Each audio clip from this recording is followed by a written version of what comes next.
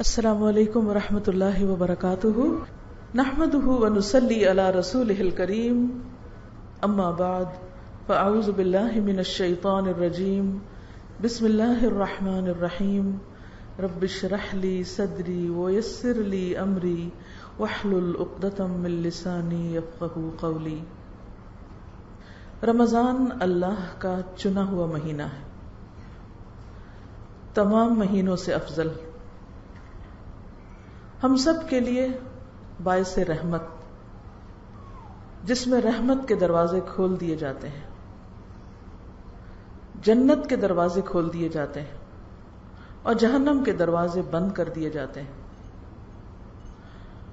اور نیکیوں میں آگے بڑھنے کے لیے سب کو پکارا جاتا ہے، یا باغی الخیر اقبل، اے خیر کے چاہنے والے، اے خیر تلاش کرنے والے، اے خیر کے شائق شوقین آگے بڑھو، وَيَا بَاغِيَ الشَّرِّ اقصر، اور اے شر چاہنے والے، اے برے کام کرنے والے، برائی کے طلبگار، اقصر کمی کر دو، رک جاؤ، سٹاپ اٹ۔ رمضان تبدیلی کا مہینہ ہے، رمضان اللہ کے قریب ہونے کا مہینہ ہے۔ ہم سب اس وقت اپنے آپ سے پوچھیں کہ یہ رمضان میرے لیے ایک یونیک رمضان کیسے ہو سکتا ہے؟ زندگی میں ہم نے کئی رمضان دیکھے ہیں، رمضان ہر سال لوٹ کر آتا ہے،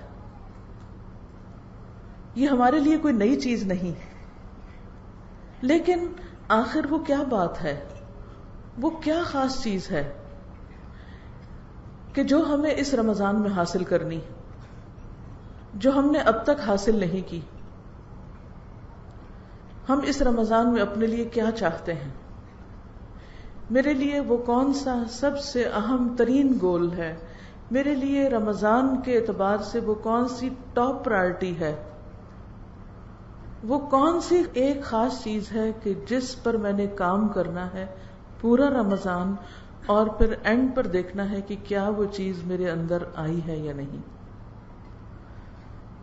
رمضان تو چونکہ رحمتوں کا مہینہ ہے، رحمت کے دروازے کھلتے ہیں تو ہر طرف سے خیر و بھلائی آتی، آپ بہت کچھ سمیٹ سکتے ہیں، لیکن بہت ساری چیزیں ایک خاص چیز کی طرف انسان کو لے جاتی ہیں، اور وہ چیز کیا ہے؟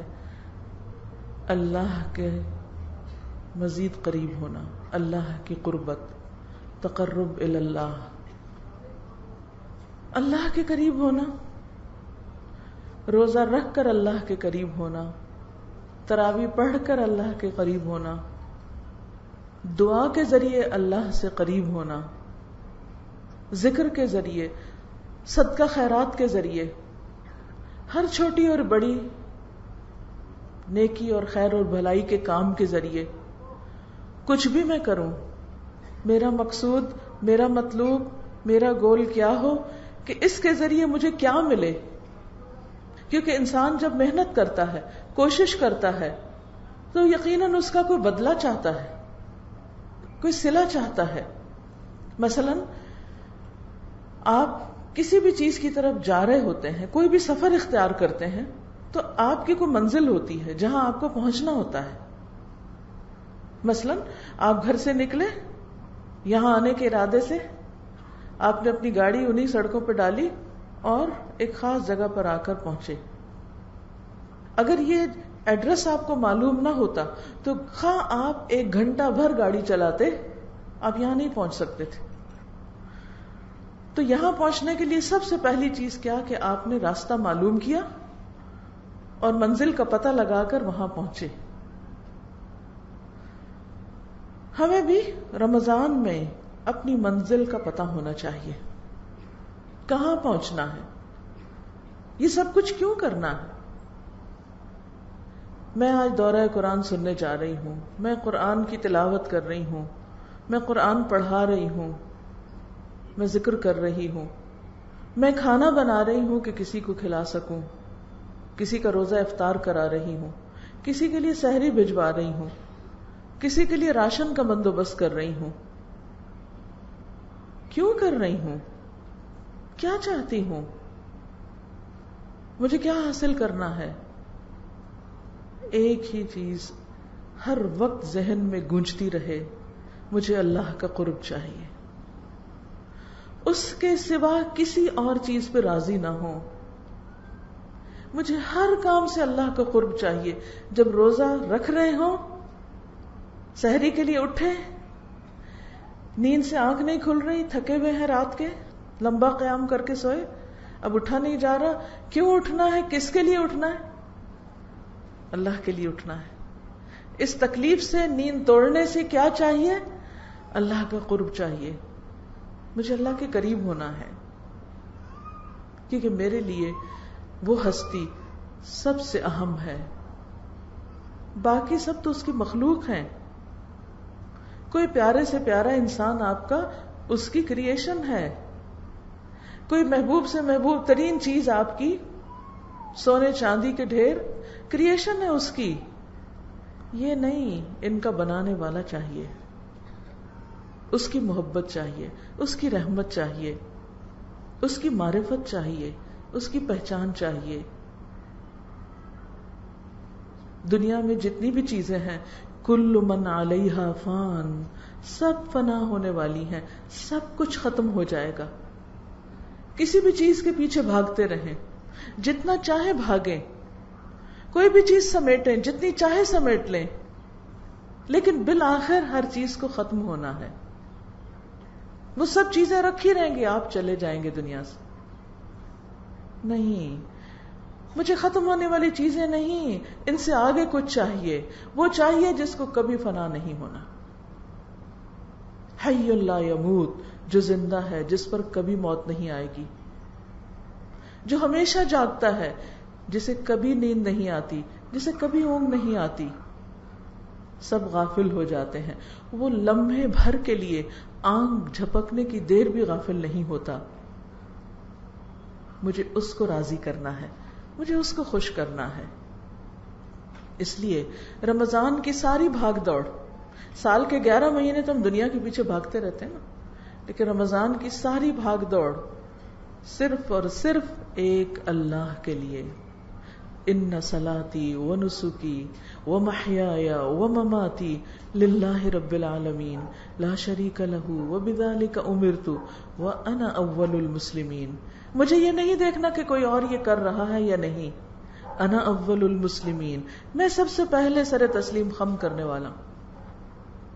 تو صبح سے لے کر رات تک کوئی بھی کام کرے، مثلا اٹھنے کے بعد آنکھیں نیند سے بھری ہوئی ہیں لیکن آپ اللہ کے حضور کھڑے ہیں، تو وہ بھی آسمانی دنیا پر قریب آ کر آپ کو پکار رہا ہے، مانگو جو مجھ سے مانگنا چاہتے ہو، میں دوں گا تمہیں.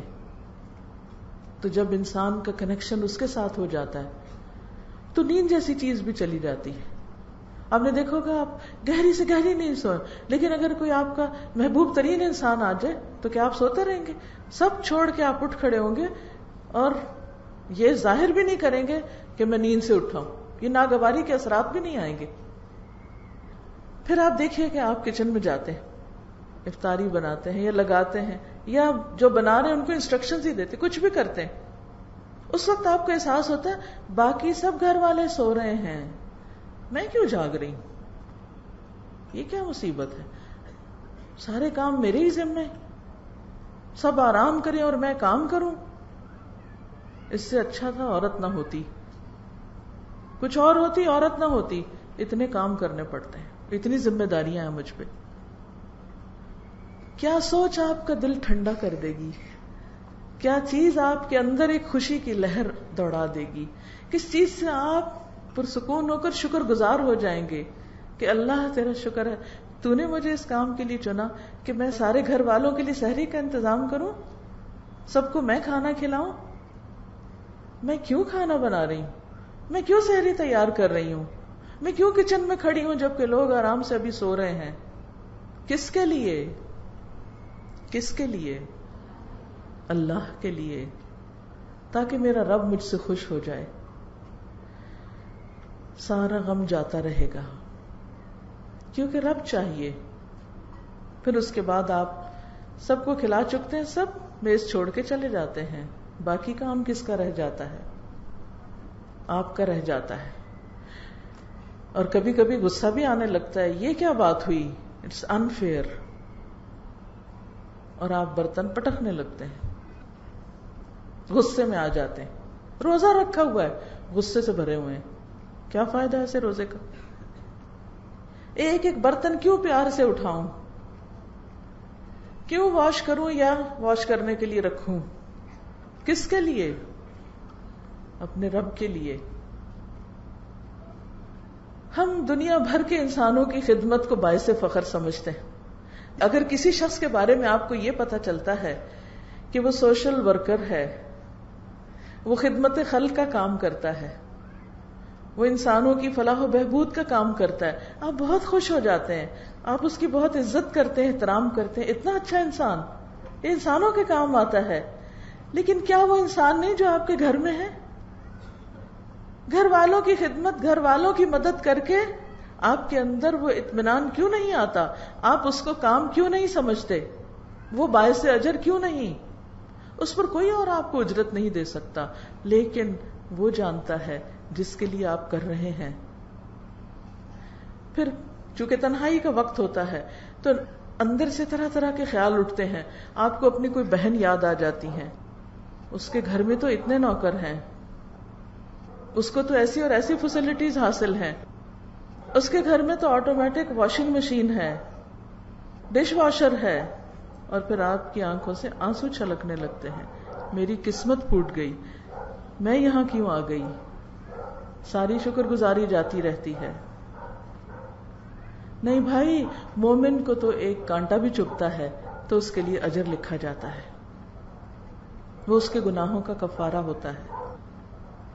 یہ آپ کے لیے امتحان ہے, اس کے لیے کوئی اور ہوگا جو آپ کو نہیں پتا. وہ ڈش واشر میں برتن ڈالتے ہوئے کسی اور بات پہ روتی ہوگی, آپ ڈش واشر کے لیے رو رہے ہیں, اس کے پاس ڈش واشر ہے وہ پھر بھی رو رہی ہے, اس کا ہم و غم کچھ اور ہے. کیونکہ دنیا آزمائشوں کا گھر ہے, یہاں ہر شخص آزمایا جا رہا ہے, سب کا امتحان ہو رہا ہے. صرف سکون اس کو ہے جس کے دل میں رب ہے, جو اپنے سب کام رب کے لیے کرتا ہے, جو بھی اس کے حصے میں آ گیا. یہ کاموں کی تقسیم بھی ایسی ہے جیسے رزق کی تقسیم ہوتی ہے. اس لیے غم نہ کریں, دکھی نہ ہوں, اپنے رب کے لیے کریں. پھر نماز پڑھتے ہیں آپ, کیوں پڑھ رہی ہوں, کیوں کھڑی ہوں؟ اللہ تیرے لیے. پھر قرآن کھولا آپ نے, تلاوت ہو رہی ہے. اف, یہ جو رمضان میں پورا سپارہ پڑھنا پڑتا ہے, میں تو جڑی جاتی ہوں بیٹھے بیٹھے. کیوں پڑھ رہے ہیں؟ نہ پڑھیں, بند کر دیں. نہیں, پڑھنا ہے. کس کے لیے؟ رب کے لیے, اس کے قریب ہونے کے لیے. جاب پہ جانا ہے, کام پہ جانا ہے, پھر پاؤں بوجھل ہونے لگتے ہیں. اب روزہ رکھ کے بھی کام پہ جانا ہے. کاش ہمارے لیے کوئی کمانے والا ہوتا. کتنی خوش قسمت ہیں وہ عورتیں جن کے گھروں میں کمانے والے ہیں اور وہ اس وقت سو رہی ہیں, آرام کر رہی ہیں. بھئی سونے والے اور کام کرنے والے برابر نہیں ہوتے. اگر اللہ نے آپ کے ذمے کوئی کام رکھ دیا ہے اور آپ کو ہمت توفیق دی اور کچھ صلاحیت دی اور آپ کام کرنے والے ہیں, تو کام کرنے والے کام نہ کرنے والوں سے بہتر ہیں. کیوں کروں کام؟ اللہ کے لیے, اللہ کی رضا کے لیے. گھر پر ہیں, آپ سونا چاہتے ہیں, بچے سونے نہیں دے رہے, ان کو اسکول جانا ہے, لیکن وہ اٹھ کے بیٹھ گئے ہیں, اب ان کو ناشتہ کرنا ہے. آپ کو نیند آ رہی ہے, آپ روزے کی حالت میں ہیں, ایک آ کے جگاتا ہے, دوسرا کچھ کہتا ہے, آپ کو غصہ آ جاتا ہے, آپ ایک چیخ لگاتے ہیں, چلے جاؤ یہاں سے. نہیں بھائی, میں روزے سے ہوں, چیخنا نہیں ہے بچوں کے ساتھ. کیوں نہیں چیخوں؟ اللہ کے لیے, روزے سے ہوں, ہر سٹیپ پر. پھر آپ کسی غریب کی مدد کے لیے نکلتے ہیں, کسی بیمار کی عادت کے لیے نکلتے ہیں. اوہ, اس کو بھی رمضان میں بیمار ہونا تھا. ہاں, یہی وقت تھا اس کی بیماری کا، اور یہی وقت تھا میرے امتحان کا، اور یہی وقت ہے عیادت کا. کیوں جاؤں عیادت کے لیے؟ کس کے لیے؟ بولے نا، کس کے لیے؟ اللہ کے لیے. پھر شام ہونے کو ہے، گرمی کا موسم ہے، پھر کچن میں تو اے سی بھی نہیں، سب مزے کر رہے ہیں، میں پسینے سے شرابور. کس کے لیے؟ اللہ کے لیے. افطار کا انتظام، ایک بندے کو افطار کراتے ہیں تو کیا پاتے ہیں؟ تو اس کے پورے روزے کا اجر آپ کو بھی مل جاتا ہے. اور کھانا کھلانا تو جنت میں جانے والے کاموں میں سے ہے. حضرت عبداللہ بن سلام کہتے ہیں کہ جب نبی صلی اللہ علیہ وسلم مدینہ تشریف لائے تو آپ کی یہ بات میرے دل میں اتر گئی کہ آپ فرما رہے تھے، یا ایھا الناس افشوا السلام واطعموا الطعام وصلوا والناس نیام تدخلوا الجنۃ بسلام. اے لوگو، سلام کو عام کرو، سلام کو رواج دو، لوگوں کو کھانا کھلاؤ، اور جب لوگ سو رہے ہوں تو نماز پڑھو. سلامتی کے ساتھ پیسفلی جنت میں داخل ہو جاؤ گے، امن کے ساتھ. سلام ہر ایک کو، جس کو پہچانتے ہو جس کو نہیں پہچانتے سب کو سلام. اس سے آپ سارے لوگوں کے ساتھ، صرف اپنے رشتہ دار اور دوست نہیں، سب لوگوں کا حق دے رہے ہیں، سب آپ سے امن میں ہیں. پھر کھانا کھلا رہے ہیں، لوگوں کی تکلیف بھوک دور کر رہے ہیں، اور پھر اللہ کا حق بھی دے رہے ہیں. تو جو شخص بندوں کا حق اور اللہ کا حق دیتا ہو، دنیا میں بھی اس کے دل میں سکون ہی سکون ہوگا، اور آخرت میں بھی امن ہی امن، چین، سکون. تو اس لیے کسی بھی کام کے آنے پر، کسی بھی کام کے کرنے پر پریشان نہ ہوا کریں. یہ سب کچھ کیوں، کس کے لیے؟ اور خصوصاً اس رمضان میں بار بار اس کی پریکٹس کرنا ہے. میرا یہ سب کچھ اللہ کے لیے. ان صلاتی، بے شک میری نماز، ونسکی، اور میری قربانی، ومحیایا، اور میری زندگی، ومماتی، اور میری موت، للہ رب العالمین، سب اللہ رب العالمین کے لیے ہے، سب اس کے لیے ہے، اس کے نام ہے. ہماری مشکل یہ ہے کہ ہم بندوں کے پیچھے بھاگتے ہیں، ہم انہیں خوش کرنے کی کوشش میں لگے رہتے ہیں، ان کو امپریس کرنے کی کوشش میں لگے رہتے ہیں. لیکن نتیجہ ہم سب نے دیکھ لیا نا، کچھ ملتا ہے ان سے؟ وہ بےچارے دیں بھی تو ہماری توقعات کا لیول تھوڑا اور اوپر ہو جاتا ہے.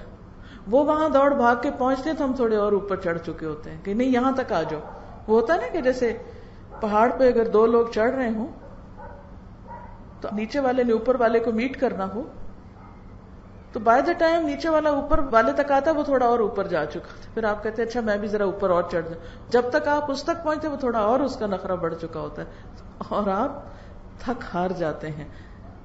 اس کو پاتے پاتے بندوں کے پیچھے دوڑنا چھوڑیے، اپنے رب کو راضی کر لیجئے.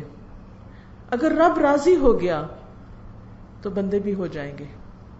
ان الذین آمنوا وعملوا الصالحات سیجعل لهم الرحمن ودا. جو لوگ ایمان لائیں، اچھے اچھے کام کریں، رحمان ایسے لوگوں کے لیے دلوں میں محبت پیدا کر دے گا. آپ رب کو راضی رکھیں، سارا جگ آپ سے راضی ہو جائے گا. اور اگر پھر بھی نہ ہو، کوئی شکایت ان کو رہ بھی جائے تو فکر کی ضرورت نہیں، اس لیے کہ ہماری زندگی کا مقصد بندوں کو راضی کرنا نہیں ہے. ہماری زندگی کا مقصد اپنے رب کو راضی کرنا ہے.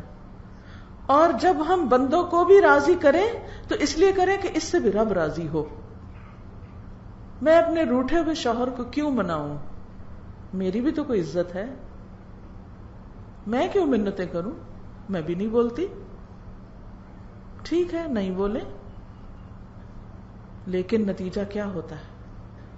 شوہر کو عادت ہو جاتی ہے کہ بیوی کو مجھ سے کوئی تعلق واسطہ نہیں، وہ صبر کرنے کا عادی ہو جاتا ہے، پھر وہ نگاہیں پھیر لیتا ہے. اسی طرح بچے، رشتہ دار، دوست احباب، کس پہ مان ہے؟ کون اپنا ہے؟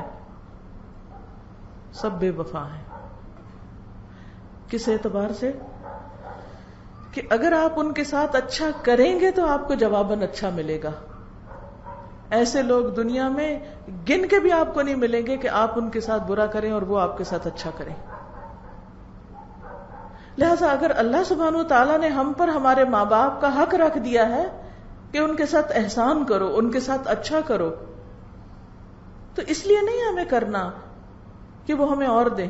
ساری زندگی سے بےچارے دے رہے ہیں، اب ہم صرف ان کی خوشامد اس لیے کریں کہ ان سے کچھ اور مل جائے، تو یہ نیت اچھی نہیں ہوگی. یا پھر اس بات کا بہانہ کر لیں وہ کون سا ہمارا خیال رکھتے ہیں، ان کو بھی تو فلاں بچہ زیادہ پیارا ہے، بس ٹھیک ہے اسی کے پاس جائیں، ہم سے کیا لینا ہے. نہیں، ہمیں اپنے والدین کے ساتھ احسان اس لیے کرنا ہے کہ ہمارے رب کا حکم ہے. ہمارا رب ہم سے یہ چاہتا ہے، اپنے رب کو راضی کرنے کے لیے والدین کو راضی کر رہے ہیں، چاہے والدین ہمارے حقوق نہیں دیتے، چاہے وہ ہم پر کسی اور بچے کو فوقیت دیتے ہیں، لیکن ہم نے اس لیے کرنا ہے کہ ہمارے رب نے فرمایا ہے، اور وہ ہمیں کبھی غلط مشورہ نہیں دے سکتا. اس کا ہر حکم، اس کی ہر بات ہمارے فائدے میں ہے. تو اس لیے اس رمضان میں اپنے اندر بار بار ہر کام کرتے وقت ایک ہی چیز دہرانی ہے، رب کے لیے، میں رب کے لیے، میرا ہر عمل رب کے لیے، میرے روزے، میری نماز، میری قربانی، میرا صدقہ خیرات، میری بندوں کی خدمت، ہر چیز میرے رب کے لیے. اور آپ کو پتہ ہے کہ رب کتنی زیادہ جزا دے سکتا ہے؟ اس وقت جب ہر ایک کو اپنی پڑی ہوگی. آپ دیکھیں کہ جب ہر ایک کو اپنی پڑتی ہے نا دنیا میں بھی، تو کوئی آپ کو نہیں پھر پوچھتا، ہر ایک کو اپنا ہی فکر ہوتا ہے، وہ اپنے آپ کو سنبھالنے میں لگے ہوتے ہیں. تو قیامت کے دن سب کو کس کی پڑی ہوگی؟ کون کس کے لیے سوچ رہا ہوگا؟ ہر ایک کو اپنی پڑی ہوگی. تو اس وقت اگر آپ نے اس دنیا میں اپنے رب کے لیے، اپنے رب کی خوشی کے لیے سب کام کیے اور اس کو راضی کر لیا، تو اس وقت پھر کوئی مشکل نہیں.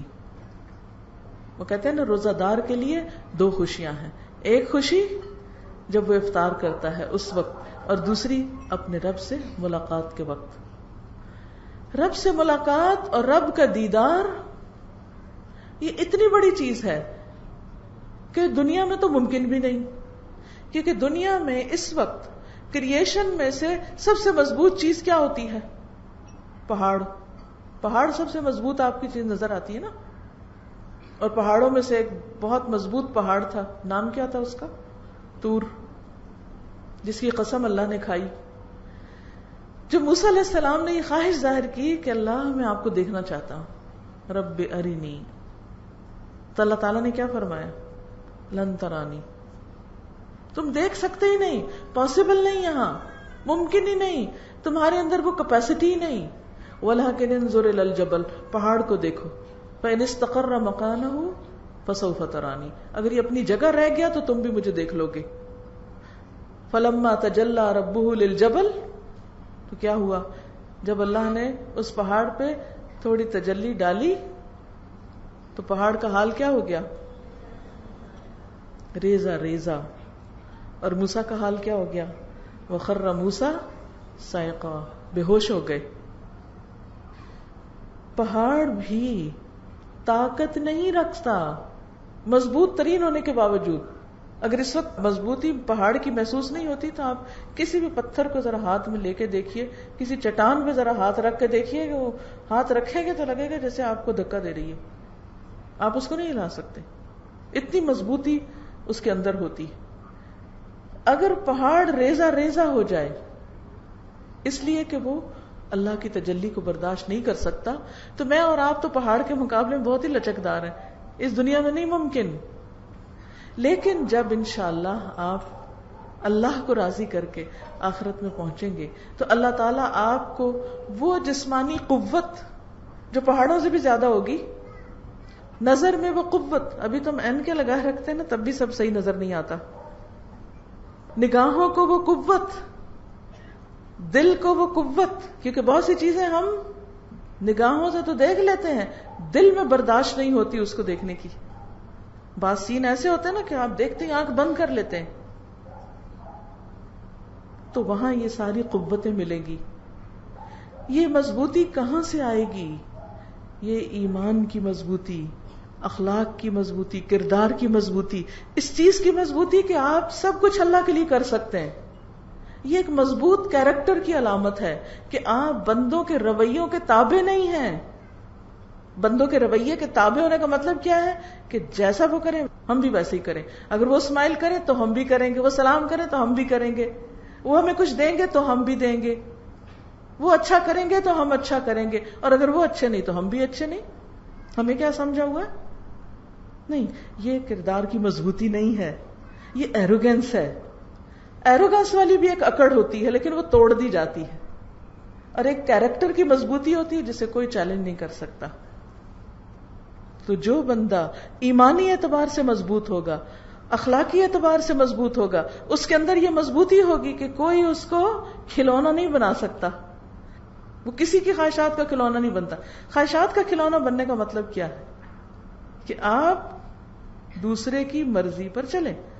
وہ کیا چاہتے ہیں کہ آپ کیسا پہنیں؟ وہ چاہتے ہیں کہ آپ ننگے ہو کر پھریں تو آپ ان کی خوشی کے لیے لباس مختصر کر دیتے ہیں. وہ چاہتے ہیں کہ آپ اچھل کود کریں ان کی خوشی کے لیے تو آپ وہ کرنا شروع کر دیتے ہیں. وہ جو چاہتے ہیں آپ وہی کرنے لگتے ہیں. تو یہ کیا ہے؟ ایک مضبوطی نہیں ہے. نہیں، مجھے یہ دیکھنا ہے کہ اچھا اس کا جو مطالبہ یہ اس کا جو ہے یہ میرے رب کو پسند ہے یا نہیں. تو ایمان کی مضبوطی اور کردار کی مضبوطی اس وقت آتی ہے جب انسان سب کچھ کس کے لیے کرتا ہے؟ اپنے رب کے لیے. پھر وہ چھوٹی چھوٹی باتوں پر رو دھو کے نیکی کا کام نہیں چھوڑتا کہ میں فلاں سے بہت تنگ ہوں، میں اب یہ مزید نیکی نہیں کر سکتا، فلاں نے مجھے بہت اریٹیٹ کر دیا اس لیے اب میں آئندہ یہ کام نہیں کروں گا. نہیں، فلاں جو مرضی کرے، جو چیز میرے رب کو پسند ہے میں تو اپنے رب کی خوشی کے لیے کرتا جاؤں گا. اور جب انسان رب کی خوشی کے لیے کرتا ہے تو اس کو یہ پتہ بھی نہیں چلتا، چلے بھی تو اس کے لیے کوئی بہت اہم بات نہیں ہوتی کہ یہ لوگ کیا کہہ رہے ہیں اور کیا کر رہے ہیں. تھوڑی دیر کے لیے دیکھ کے تکلیف ہوتی، اریٹیشن ہوتی ہے، لیکن کوئی زیادہ فرق نہیں اس انسان کو پڑتا کیونکہ اس کو پتا ہے وہ جس کے لیے کر رہا ہے وہ خوش ہو رہا ہے. تو اس رمضان میں کیا حاصل کرنا ہے پھر؟ رب کی خوشی. کس کو پانا ہے؟ رب کو پانا ہے. ہر کام کس کے لیے کرنا ہے؟ اپنے رب کے لیے. بہت سے لوگ کہتے ہیں نا صبر نہیں آتا. صبر صرف اس وقت آتا ہے جب انسان کس کے لیے کرے؟ رب کے لیے، اللہ کے لیے. یہی آپ کو میسج دینا تھا کہ اس رمضان کا اپنا موٹو بنا لیں کہ مجھے کیا حاصل کرنا ہے؟ اللہ کا قرب. اپنے اپنے الفاظ میں جو چاہیں لکھ لیں، میرا سب کچھ میرے رب کے لیے، اور میرا رب مجھے کافی ہے، حسبی و کفا. اور بندوں کے ساتھ جو تعلق ہے، ان کی جو دلداری کرنی ہے، ان کو جو خوش کرنا ہے، ان کے ساتھ اچھے اخلاق سے پیش آنا، اس لیے نہیں کہ وہ مجھے اپریشیٹ کریں کہ ہائے کتنے اچھے اخلاق کا بندہ. نہیں بھائی، آپ سے نہیں چاہیے، اس سے چاہیے، اس سے تعریف چاہیے، اس کی خوشی چاہیے. آپ دیکھیں گے کہ اس کے بعد آپ کے اندر ایک ایسا جذبہ آ جائے گا کہ آپ اپنے دشمن کو بھی جا کے السلام علیکم کہہ سکتے ہیں. کوئی شخص جو آپ کے ساتھ کتنی بھی بد اخلاقی کر چکا ہو، آپ اس کو بھی جا کے بہت اچھی طرح مل سکتے ہیں، کیونکہ آپ اس کے لیے نہیں مل رہے، اپنے لیے نہیں کر رہے. کس کے لیے کر رہے ہیں؟ رب کے لیے. بلندی صرف اس انسان کو ملتی ہے جو بلندی چاہتا ہے. اور بلندی کس میں ہے؟ لوگوں کی باتوں اور لوگوں کے رویوں سے اوپر اٹھ جانے میں، لوگوں کی خواہشات کا تابع ہونے کی بجائے اللہ کی مرضی کے تابع ہونے میں. تو انشاءاللہ اگر آپ نے اس کی نیت کر لی اور آپ نے اگر یہ سبق یاد کر لیا تو میں سمجھوں گی کہ میرا لاہور آنا فائدہ مند ہو گیا. میں صرف ایک پیغام دینے آئی ہوں، اور وہ کیا کہ اس رمضان میں اپنے رب کو پالیں، اس کے قرب کی لذت پالیں، اور اس کی محبت کا لطف اٹھا لیں. ہر غم سے بے نیاز ہو جائیں گے، کیونکہ جو اللہ کے دوست ہوتے ہیں، اللہ کا وعدہ ہوتا ہے الا ان اولیاء اللہ لا خوف علیہم ولا هم يحزنون. یہ نہیں کہ یہ اچانک کوئی آخرت میں ہو جائے گا، یہ یہاں سے پریکٹس کرنی ہے اللہ کا دوست بننے کی، کہ دل میں کوئی غم نہ رہے، ہمیشہ پر امید رہیں، اس سے مانگتے رہیں، اس کی طرف دوڑتے رہیں، اس کی خوشی کے لیے ہر ایک کے کام آئیں، دوست کے بھی، دشمن کے بھی، اپنے کے بھی، پرائے کے بھی، ہر ایک کے ساتھ اچھا۔ رمضان آیا ہی اس لیے ہے کہ ہمارے اندر یہ تبدیلی آ جائے، ٹھیک ہے انشاءاللہ۔ جزاکم اللہ خیرن، آپ سب کے صبر کا، پیشنس کا اور وقت کا، اور اللہ تعالی ہماری اس ملاقات کو بہت ہی فائدہ مند ملاقات بنائے، اور ہم سب کا رمضان پچھلے تمام رمضانوں سے اچھا ہو۔ مختصر سی دعا، سبحان اللہ والحمد للہ ولا الہ الا اللہ واللہ اکبر ولا حول ولا قوة الا باللہ العلی العظیم، اللہم صل علی محمد وعلی آل محمد کما صلیت علی ابراہیم وعلی آل ابراہیم انک حمید مجید، اللہم بارک علی محمد وعلی آل محمد کما بارکت علی ابراہیم وعلی آل ابراہیم انک حمید مجید۔ یا اللہ، یا رحمان یا رحیم، یا حی یا قیوم، یا ذا الجلال والاکرام، یا احد یا صمد، یا وتر یا فرد، یا مجیب الدعوات، یا بدیع السماوات والارض، یا رب ذی الجلال والاکرام۔ تو ہم سب کو ایمان عطا فرما، اخلاص عطا فرما، تقوی نصیب فرما، اچھے اخلاق عطا فرما، ہمارے اندر ایمان کی ایسی مقدار پیدا کر دے کہ ہم نیکیوں کا شوق رکھیں اور برائیوں سے بچ سکیں۔ یا اللہ ہماری اولادوں کو ہدایت دے، اللہ انہیں سیدھے راستے پر چلا، ہماری آئندہ جنریشنز کو بھی ایمان پر ثابت قدم رکھنا۔ یا اللہ ہم سب کا یہ رمضان بہت عمدہ رمضان گزرے، اور ہم سب تیرے اور زیادہ قریب ہو جائیں، تیرے مقرب بندوں میں شامل ہو جائیں، تو ہم سب کو معاف کر دے۔ یا اللہ اس مجلس کے اہتمام میں جس نے جو حصہ ڈالا ہے، اللہ ان سب کو جزائے خیر عطا فرما، سب کے وقت، مال، جان، عزت، آبرو، ہر چیز میں برکت پیدا کر دے اور ان کی حفاظت فرما۔ یا رب العالمین ہم سب کو معاف کر دے، اور ہم نے جو کچھ سیکھا ہے ہمیں اس پر عمل کرنے والا بنا دے۔ سب بیماروں کو صحت عطا فرما، سب دکھی لوگوں کے دکھ دور فرما، جتنی بہنیں آئی ہیں ان کے دلوں میں جو دعائیں ہیں، نیک تمنائیں ہیں، ان کو پورا فرما۔ ربنا تقبل منا انك انت السميع العليم وتب علينا انك انت التواب الرحيم، وصلى الله تعالى على خير خلقه محمد وعلى آله واصحابه واهل بيته اجمعين برحمتك يا ارحم الراحمين الہی آمین۔ سبحانك اللهم وبحمدك نشهد ان لا اله الا انت نستغفرك ونتوب اليك۔ السلام علیکم ورحمۃ اللہ وبرکاتہ۔